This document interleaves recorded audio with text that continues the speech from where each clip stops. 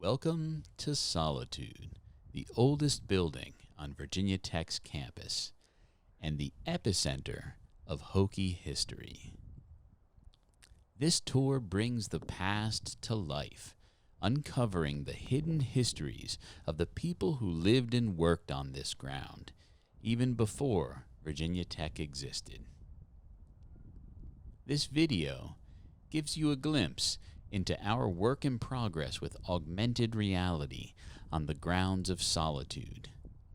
While watching this interactive 360-degree video, feel free to look around the landscape using your mouse if you're on a computer or your finger on a handheld device.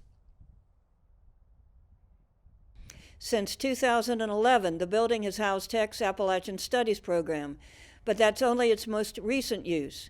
Among its many uses, it served as married student housing and faculty housing. That's why these kids were playing on the lawn back in 1908. Solitude has been a college infirmary. It's been a slave plantation. And more. It was Robert Taylor Preston who initiated the most recent expansion of the house in 1851. He remodeled Solitude in the Greek Revival style, with columns and a symmetrical facade. Earlier renovations in the 1830s included a log wing, which gave the structure its southwest-facing front with a stone foundation and gabled porch. The 1801 structure was a single room with an interior chimney and a porch across the northwest section of the house. Imagine the stories we might hear if this place could talk.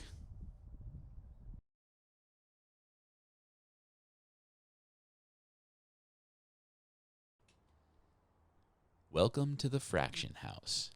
Like the main house, this building has a long history of its own. Here's what it looked like in the 1990s, before some pretty serious renovations. This building was constructed around 1843, when Solitude was a slave plantation owned by Robert Taylor Preston. Preston, who would go on to serve as a Confederate colonel during the Civil War, claimed ownership of 33 enslaved people in 1860. Here's the official listing, taken from the slave schedule of the 1860 U.S. Census. Look at the information that was recorded about each enslaved person, their age, their sex, and their classification as black or mulatto. They ranged from 100 years to just 3 months old. See that number 10 on the right? That refers to the number of slave houses on the plantation. The outbuilding in front of you was likely one of those 10. Notice how the census doesn't even list the names of the enslaved. Names didn't matter to the census taker, nor to many other white Americans. In the law, slaves were property, not people. But of course they were people. Here's Kara Mosley Hobbs, a descendant of one of the families enslaved here. My name is Kira Mosley Hobbs. I am a descendant of Thomas Fraction, who was the son of John Fraction, who was enslaved here at the Solitude Plantation. As you visit the house today, I want you to think about not just the work that they did as enslaved individuals, but I want you to think about what type of people they are.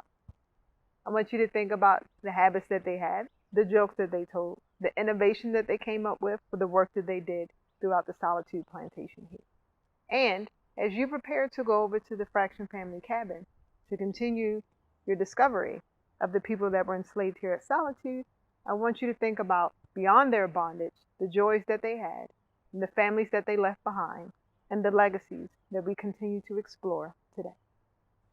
Thanks to the efforts of Mosley Hobbs and others, Virginia Tech recently rededicated this building as the Fraction Family House, in commemoration of the Fractions, the McNortons, and the Saunderses, and other enslaved families who lived and worked on this land. Part of the Fraction family ended up moving to Salem, and later to the Baltimore area. Many of their descendants live on, determined to honor their enslaved ancestors' history, determined to remember.